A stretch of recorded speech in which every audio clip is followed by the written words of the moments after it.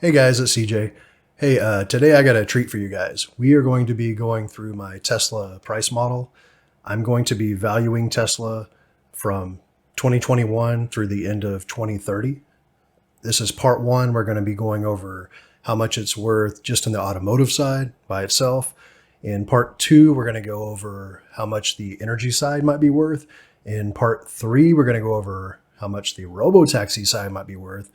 And in part four, I'm hoping to combine them all together into one big dashboard that's interactive where we can see how much everything together might be worth from 2021 to 2030. All right, let's get into it.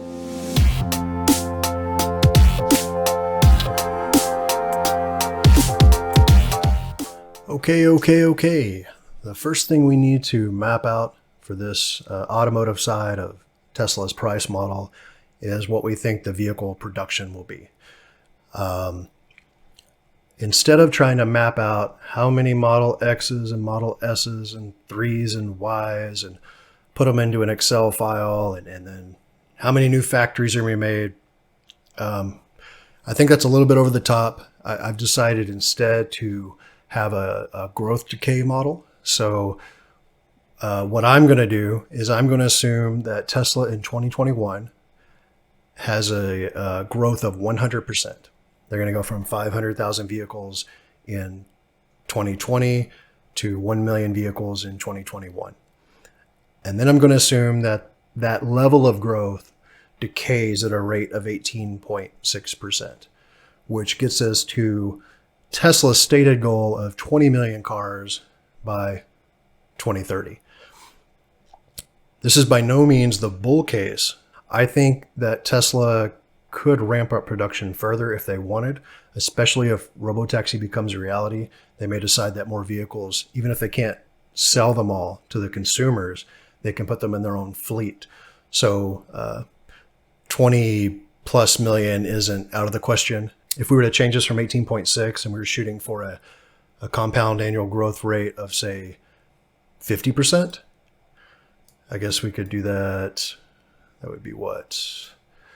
That would be a growth rate where it only declined by 15.8%, and we're at almost 29 million cars. So in other words, if Tesla has a compound annual growth rate over these next, from 2020 to 2030, of 50%, then they would hit almost 29 million cars. But I'm going to put it at 18.6, stay with Tesla's stated goal, and we arrive right at 20 million cars.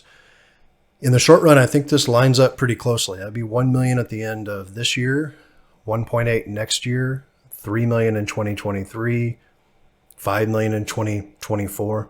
These aren't unrealistic numbers at all. If you think about 2024, Giga Berlin will be perhaps fully ramped up or mostly ramped up, Giga Austin, and I'm not going to be surprised if each of those on their own could be approaching 2 million cars. We'll call it 1.5 million, and you're at 3. And then you got Giga Shanghai and Fremont. So you're easily over 4, plus the production increases there. So 4.6 is pretty much a base case. It could absolutely be higher. But this is a good conservative number to go with. And this is just seeing these growth rates go down. This doesn't mean that Tesla is shrinking. This just means Tesla is growing in terms of vehicle production at a slower and slower rate, which you expect, right? If you went from 1 car to 10 cars, right, and it's 1,000% growth, well, you just can't keep that up forever. So this is a very normal production curve. All right, so next we're going to move on to vehicle fleet size. All right, so this is just showing us how many vehicles will be in the fleet as production ramps. So for instance, in 2021, we know if we think we're going to make 1 million cars and 1 million cars have already been made in the past, that means our fleet size is now 2 million. So all we're doing is looking at the cumulative amount of vehicles that are in the fleet. This will become important later when we look at full self-driving revenue. I have this retained yearly. This just means that we know that some cars are going to get booted out of the fleet, right? Whether it's a crash or drivetrain failure or whatever it is, we know this number isn't 100%. So you're not going to retain everything. So if we were to retain everything and a car never left, you'd have 90.7 million vehicles in the fleet by 2030. That's impossible, right? So I'm just going to put it at 99 just for some added realism. I think you would just lose cars more at the very end. Like you're not going to lose 1% of your cars in 2021. But by 2030, these cars are aging and more likely to fall out. So this seems like a realistic number to me. It's not that material, but I didn't want it to be 100%. The next thing I want to look at is the average selling price.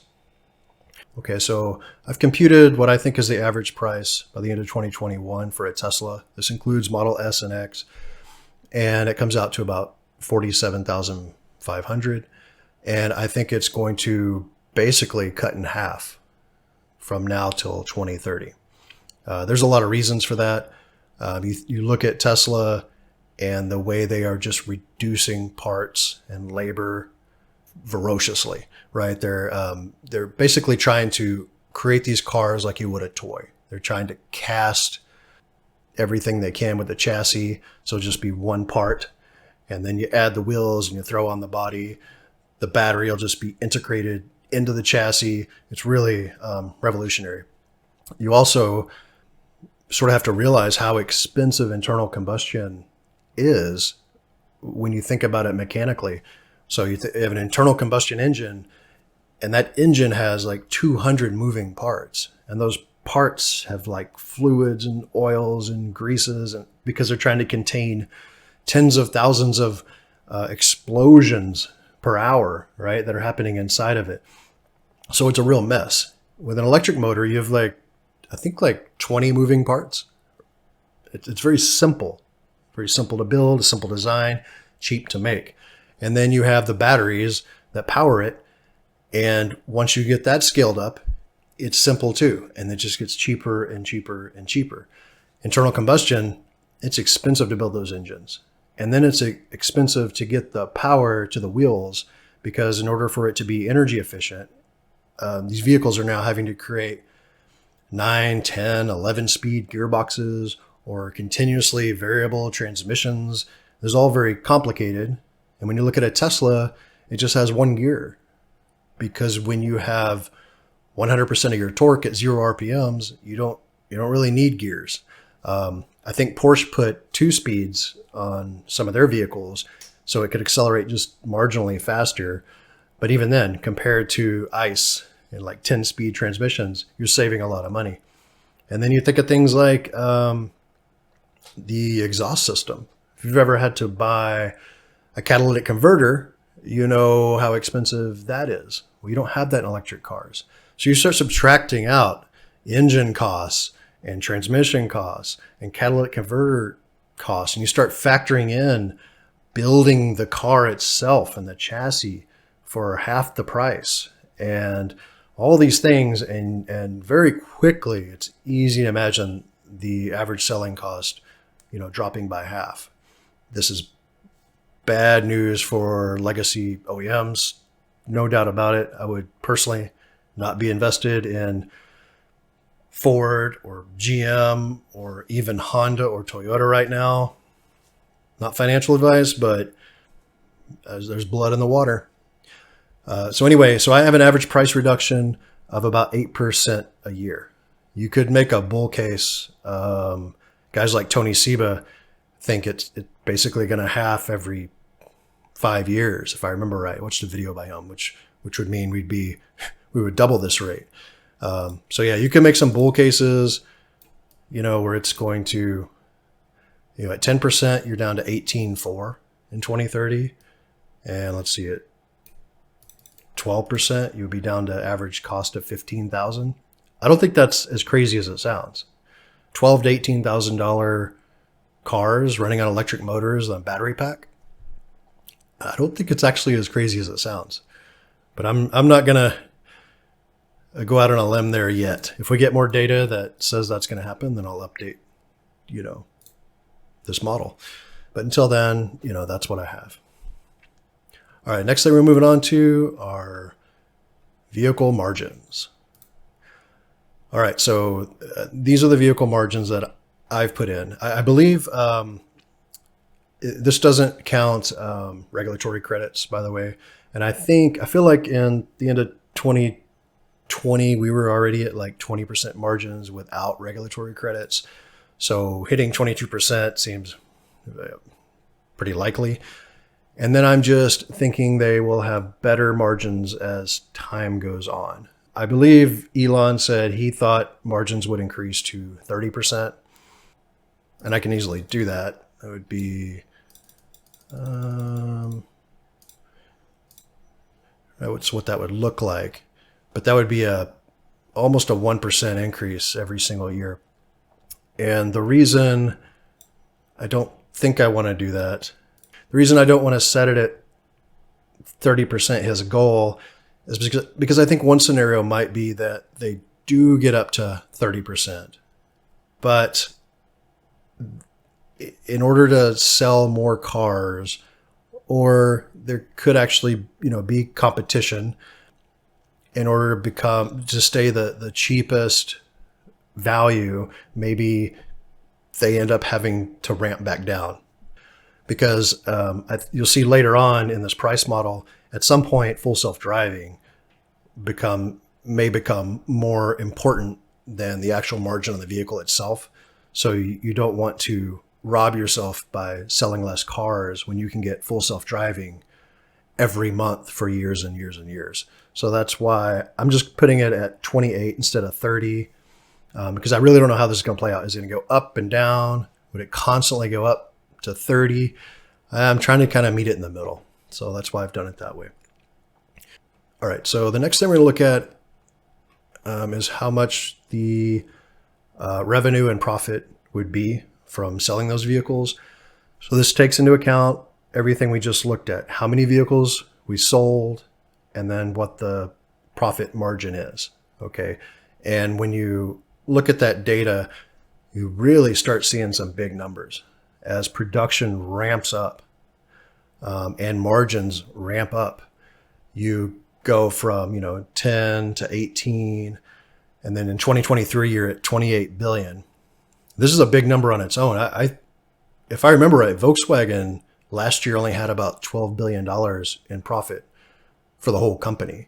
So you're talking about a pretty significant increase over an enormous company like Volkswagen.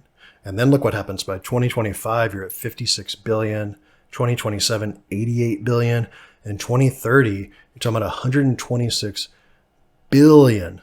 $126 billion in profit, not revenue. Revenue is 448.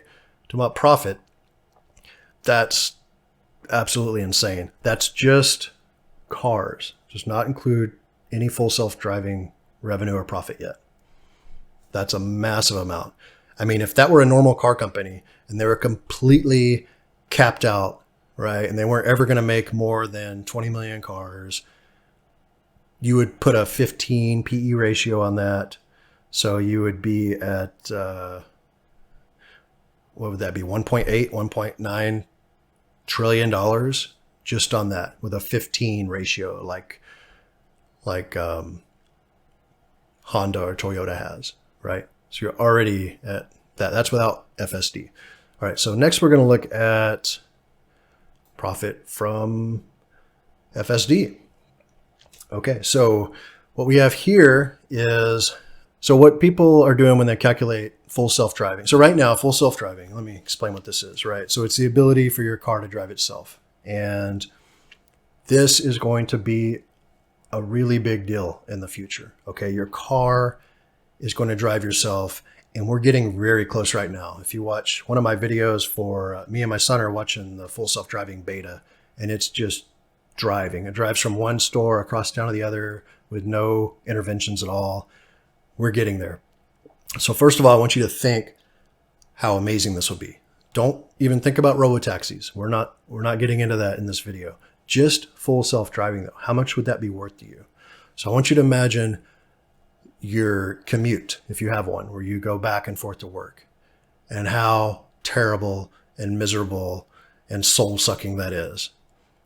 But now imagine you're sitting in the back seat watching me on YouTube on your phone instead, and how wonderful that would be, right? Wouldn't that be great? Or you're doing work, or you're doing something productive, or you're making your own video, or you're staring at the birds outside, anything but having to drive and stare at someone's bumper for an hour, right? How much better that would make your life. That has value, and you would pay money for it, and most people would. I also want you to think about just all these other scenarios that could happen from FSD. And these aren't commercial scenarios. That's Robotaxi. This is just you. Imagine, for instance, so I live in Austin, Texas, and the best beach in Texas, arguably, is probably like South Padre on Padre Island. And that, I think it's like a 270-mile drive, and it takes pushing 6 hours to get there. And so if I wanted to spend the weekend there, right, so I work Monday through Friday, and we're like, hey, let's spend the weekend in South Padre. I could hop in my car at 6 in the morning, and me and the wife could, in theory, be there by noon, okay? And we could spend half a day there, and the next day, if we wanted to get home by dark, we could leave at 2. So we'd have from noon Saturday until 2 Sunday, drive all the way back. It's 8 p.m., go to bed, get up, and go to work. But imagine a world where it's Friday night, you get off work, you do your normal stuff, you go on date night or you watch Netflix or whatever, and now it's midnight, and you're like, hey, we should spend the weekend in South Padre. You walk out to your car, you plug South Padre in, right?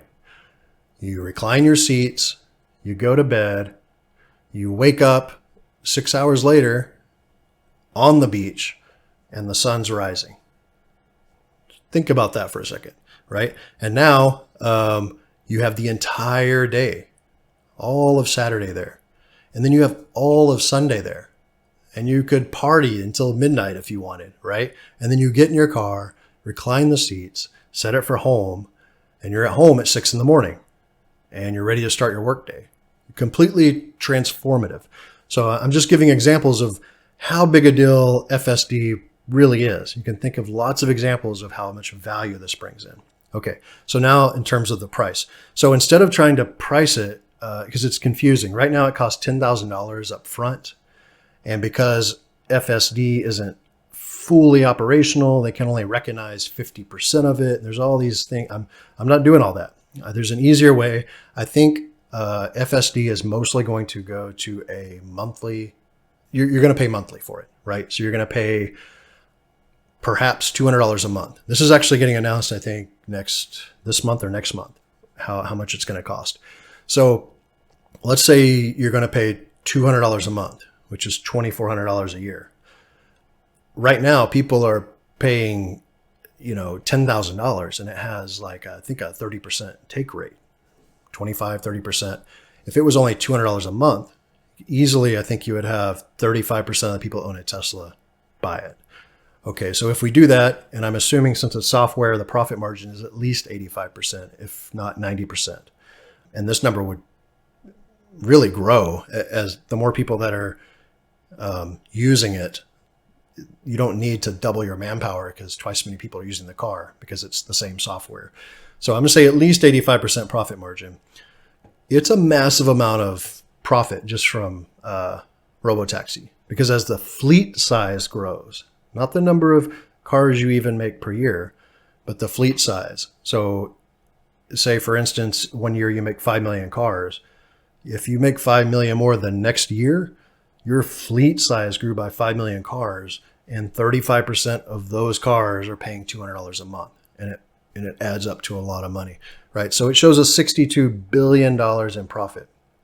So what's interesting about this, there are scenarios where people think that the cost of FSD will just continue to rise. And that could be the case, but I don't want to model that in because I don't know how exactly they're going to charge for Robotaxi and whether it'll be a direct correlation with FSD costs. It could be that Robotaxi costs are just based on the cut that you get from having a taxi that's self-driving.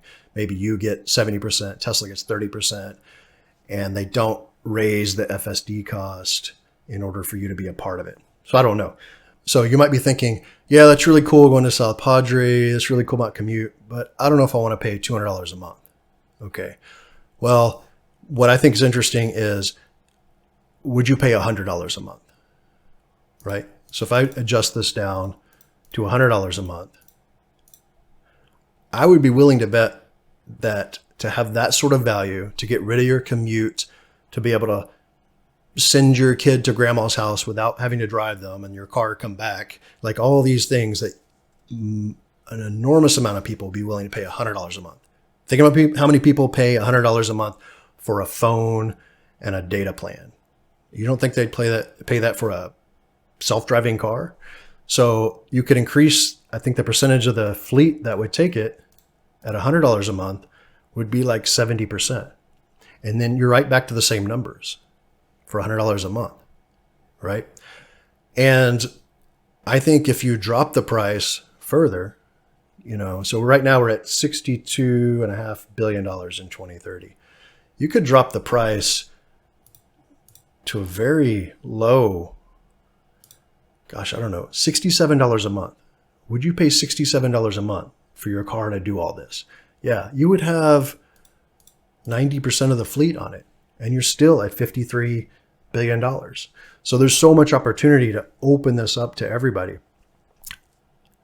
And I'm not including the fact that if this FSD vision-only software works, that Tesla could license this out to other companies. Because if they have it working, other companies are going to gobble it up. Most of the other ones are using expensive LiDAR and whatever.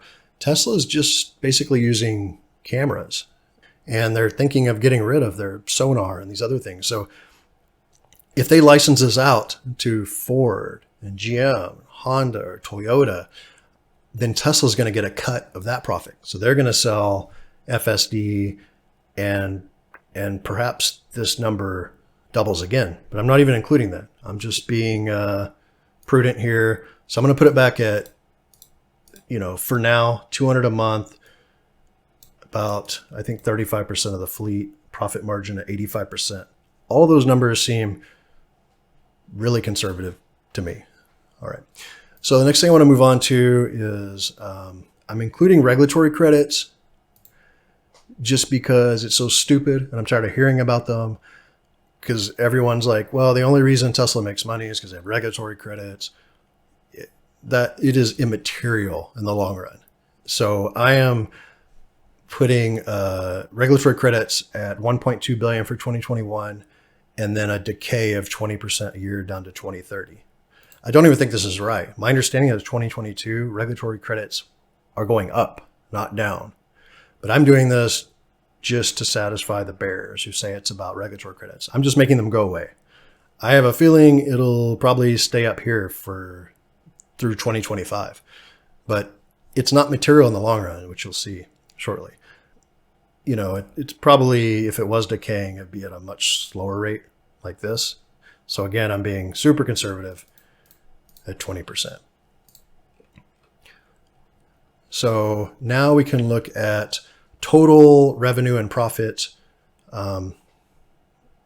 before interest, taxes, depreciation, amortization, EBITDA. This basically means how much do we make before we pay our taxes? It's a lot, right? So because you're adding in FSD and you're adding in the car sales, themselves, and you get some pretty big numbers. By 2030, you're at $188 billion.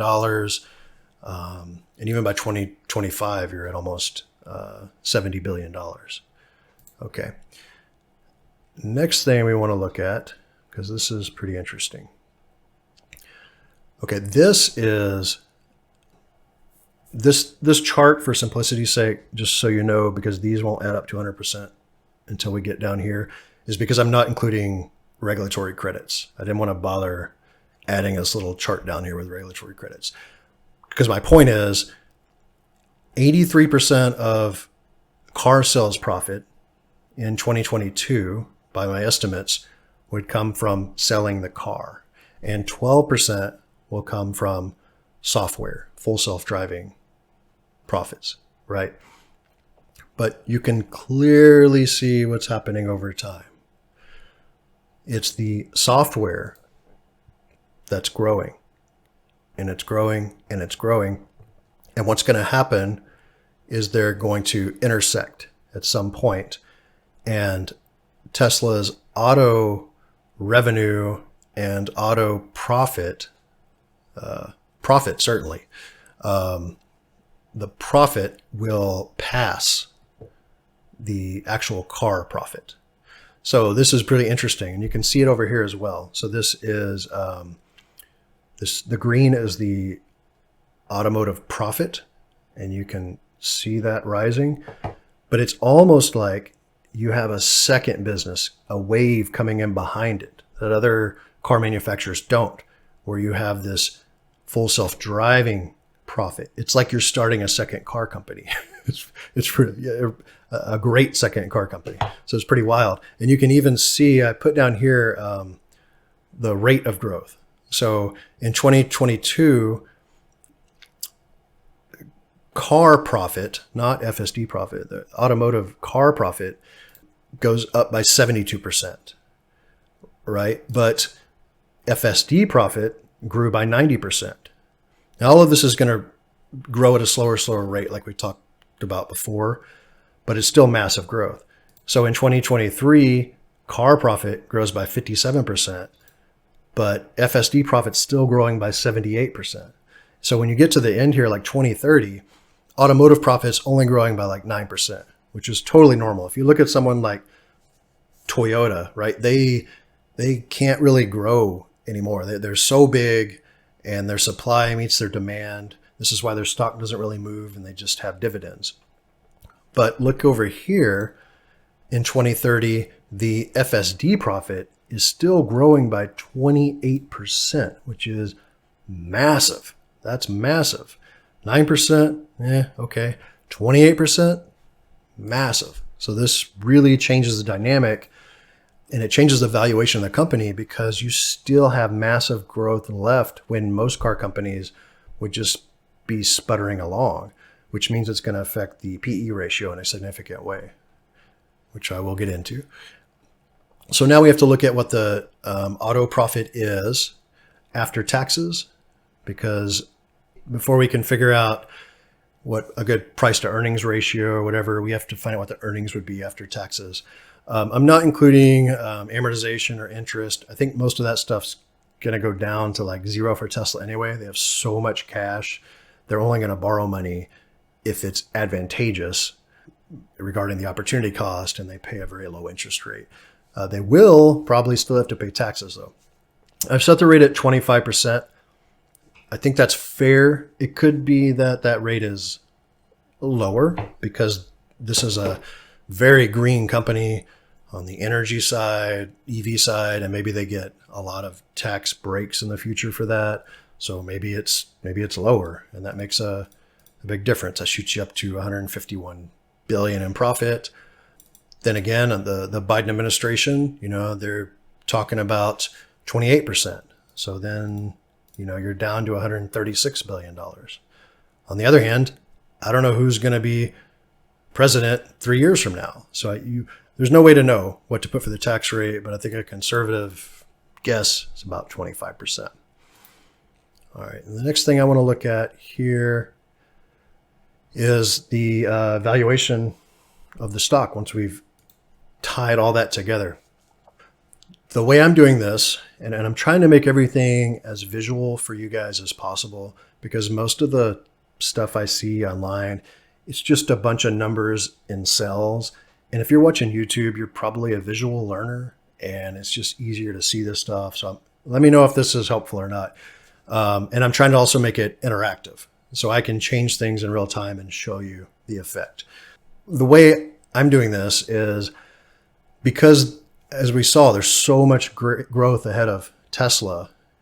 So we're in 2021, there's growth ahead not only in vehicle production and vehicle margins, but also in full self-driving revenue and profit, that I think a PE ratio of 75 just for the auto company seems completely warranted, if not higher.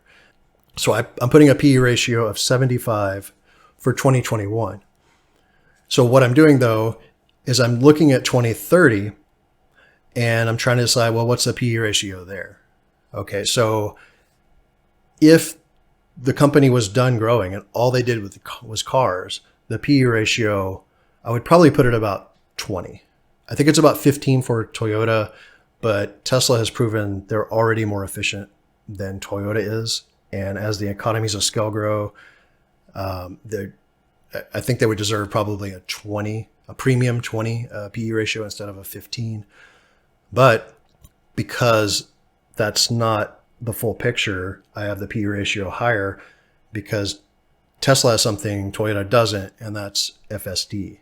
So FSD is software, growing profit over time, and I think that that would warrant a ratio of about, I'd say 35. So I put a PE ratio of 35 for Tesla in 2030. That's assuming that, FSD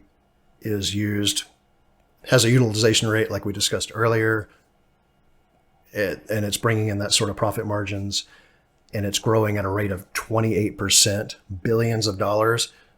35 seems completely reasonable to me.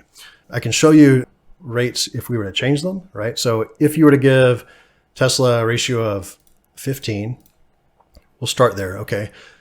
Even if you gave them a ratio of 15, if my numbers above are correct, well, if you gave them 15 there, then you're probably lowering this down to start with to something like 30. Okay, so we'd start at 30 and go to 15. You're just treating them basically like a okay growing automotive company. You still hit $2,200 a share in 2030, which is a 3x from where we are today. I think we're around 750. I'm filming this this is Wednesday. You're still at $2,200. That's a 3x, right?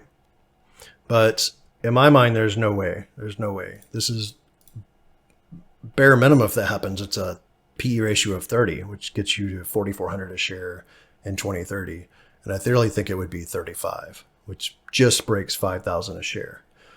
And because this growth will be apparent, the PE ratio beforehand, like I said, would probably be more like 70. Yeah, about there. So you can see it over here. So this is 2021, we're giving a PE ratio of 70, and I'm just reducing it over time as there's less and less high growth ahead of us, and it just reduces to 35. And then the price increases. And you can see, so right now, that would mean that Tesla would be worth, at the end of 2021, $714. And that does not include what the value of their energy company will be worth at the end of 2021, or what you might price in for robotaxis by the end of 2021. And if beta gets released, like I think it will in the next couple of months, you will be pricing that in. So I don't know what those are going to be, because in a later video, I'm going to value energy and value robotaxi. But right now, it seems like it's pretty fairly priced if you think there will be no energy revenue or profits and no robotaxi profits. And we haven't even got into things that are possible down the line, like insurance or Dojo as a service or HVAC. But I don't have any information where I can actually, create a model with that stuff yet. But you can see now, if the stock price is $750 a share and this model is correct, you're looking at, a 7x between now and 2030. So if you invested $10,000, it might become $70,000, or $100,000, it might become $700,000. And again, we haven't got to energy or robotaxi yet. And so these numbers are only going to go up. Maybe I'm crazy. Maybe I'm not. I don't know. But I wanted to share my model with you. I wanted to create a model that you guys could see visually and would really help you understand this. I hope it was helpful. And Yeah, that's it. So if you want to see the following models, like part 2 and part 3, and then the master, where we're going to compile it all together into one big dashboard with an interactive performance key indicators sheet and everything, so we can find the value for Tesla with all this stuff combined, then if you hit the subscribe button and hit the bell notification, it'll let you know when those videos come out. But I guess for today, that's it. Thanks for watching. Bye.